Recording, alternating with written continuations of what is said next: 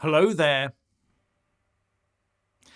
If the civil service performance during the withdrawal from Afghanistan is anything to go by, we need to sack the lot of them.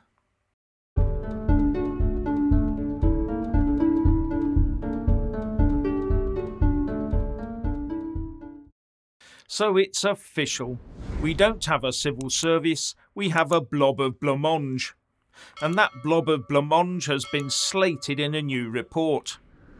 The performance amongst what is meant to be the administrative cream of the nation during a time when real expertise and dedication to duty was required was appalling, especially amongst the most senior ranks of mandarins and politicians, where they were more committed to their holiday than to the country, thus leaving their underlings to take the heat.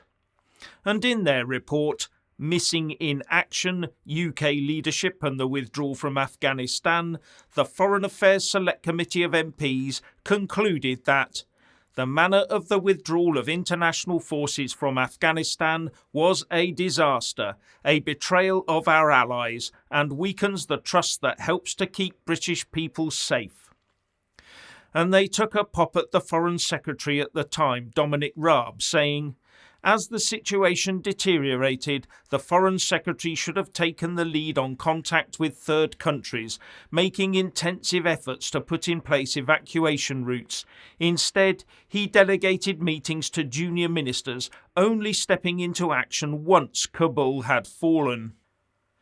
And they pointed out that Raab had done virtually nothing in the previous months, even though a rapid fall of the country to the Taliban was considered a distinct possibility. And they also criticised the government for failing to plan once the US decision to withdraw had been announced 18 months previously. Even if the actual withdrawal dates were announced on the hoof by Joe Biden very late in the day, we already knew it was going to happen, but no one had bothered to put an actual plan together. And the Foreign Office was slated for not assisting those Afghans who had assisted the UK, nor had they looked after their data, which fell into Taliban hands.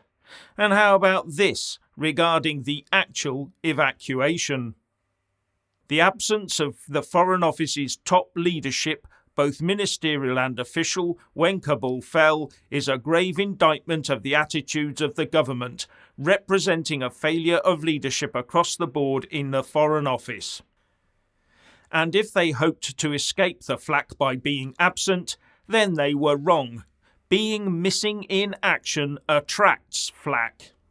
The report also says that the evacuation effort was complicated by the departure of all FCDO officials from Kabul, apart from the ambassador, on the 13th and 14th of August.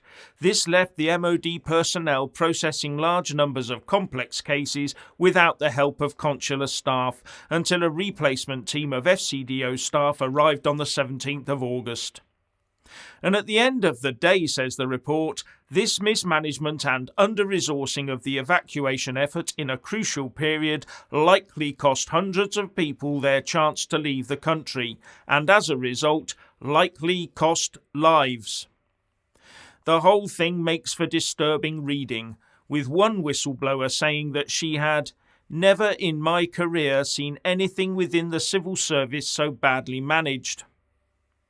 Has she not seen the passport or driving licence departments recently?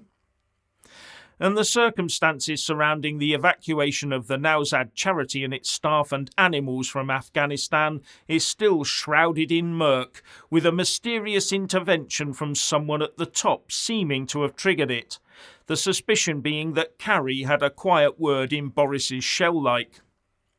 Anyway, you have to wonder how much of this malaise is mirrored across Whitehall in other departments these days.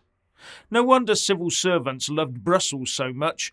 They could just sit back and get told what to do.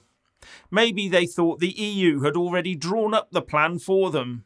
And no wonder we can't lever them out of their homes and back into the office now the pandemic is over. Missing at home. Seems that some of them think working in the civil service is all for their benefit.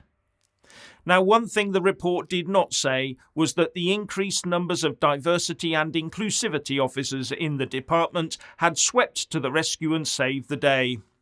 But I would not be surprised to see a future recommendation saying that more of them would have helped.